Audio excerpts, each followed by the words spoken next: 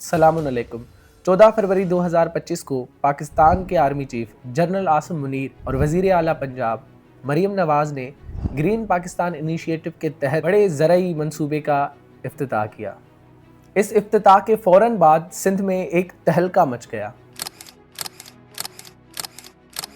चाहे डॉक्टर्स हों या इंजीनियर्स, किसान हो या स्टूडेंट्स, हर एक सिंधी अपने घर से निकलकर इस प्रोजेक्ट के खिलाफ आवाज़ बुलंद करने लगा। आखिर क्या है ऐसा इस प्रोजेक्ट में कि सिंध की आवाम इसे ग्रीन पाकिस्तान इनिशिएटिव के बजाय ग्रीन पंजाब इनिशिएटिव कह रही है? जानते हैं आज की इस वीडियो में। सिंध यूनिवर्सिटी के तलबा के दरमियान फसाद, सिद्धू दरिया में छक्के नाल कर पानी तो पंजाब पानी की गैर कानूनी तकसीम की बात नहीं, ये मौत कैनाल वफाक कौन बैठा है? सिंध हुकूमत है वफाक गज्जी बैठा है। पाकिस्तान में 6 नई नहरों का मंसूबा इंडस रिवर से पानी का रुख मोड़कर चोलिस्तान और पंजाब के दूसरे सहराई इलाकों को सरियाब करने के लिए है। इसका मकसद इन इलाकों की ज़मीन को ज़रखेज़ बनाना और ज़राती पैदावार में इजाफा करना है। महफूज शहीद कैनाल, जो चोलिस्तान कैनाल के नाम से भी जानी जाती है, इस मंसूबे का एक अहम हिस्सा है, जिसका इरादा चोलिस्तान के सहरा को ज़रखेज़ ज़मीन में तब्दील करना है। अब सिंध इस प्रोजेक्ट के खिलाफ इसलिए है क्योंकि सिंध पहले ही पानी की शदीद कमी का सामना कर रहा है, जो इसकी ज़राअत, मईशत और आवाम की रोज़मर्रा ज़िंदगी पर मनफी असरात डाल रही है।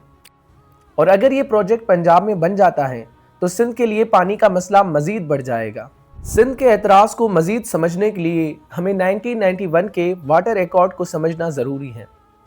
1991 में वाटर एकॉर्ड पाकिस्तान का एक अहम मुआहिदा है, जो पंजाब, सिंध, खैबर पख्तूनस्तान और बलूचिस्तान के दरमियान पानी की मुनसफाना तकसीम के लिए किया गया।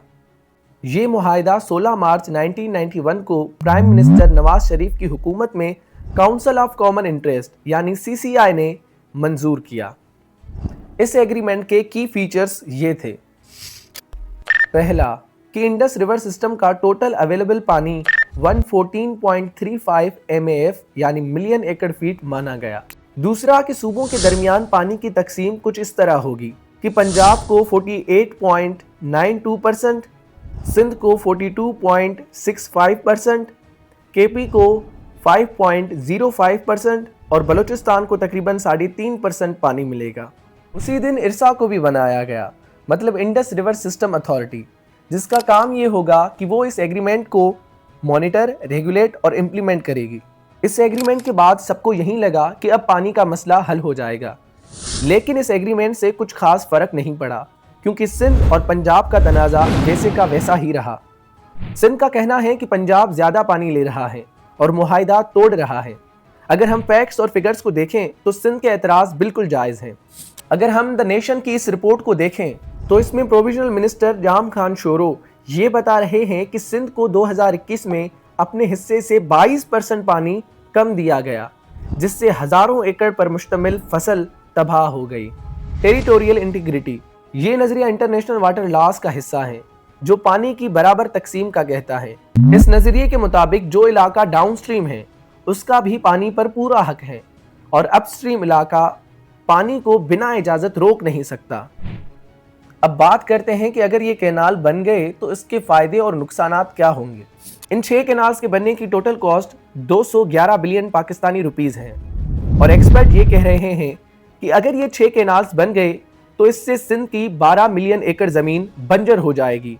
और ये इसलिए हो रहा है कि हमें 1.2 मिलियन एकड़ ज़मीन जो है वो आबाद करनी है। अगर ये फैसला हम किसी पढ़े लिखे इंसान को या किसी पढ़े लिखे मुआशरे को दिखाएं तो वो यही कहेगा कि या तो आप बड़े बेवकूफ़ हैं या आप बड़े जालिम। अफसोस की बात यह है कि इस इशू को मेन स्ट्रीम पर ज़्यादा नहीं दिखाया गया, क्योंकि इसमें कोई इंटरटेनमेंट नहीं था। सिर्फ इसमें यह था कि 6 करोड़ सिंधी लोगों के इफ़ेक्ट होने के चांसेस थे। हमारे मेन स्ट्रीम चैनल्स की इस बायसनेस पर मुझे जॉन एलिया का वो शेर याद आता है कि बोलते क्यों नहीं मेरे हक में, बोलते क्यों नहीं मेरे हक में, आबले पड़ गए ज़बान में क्या।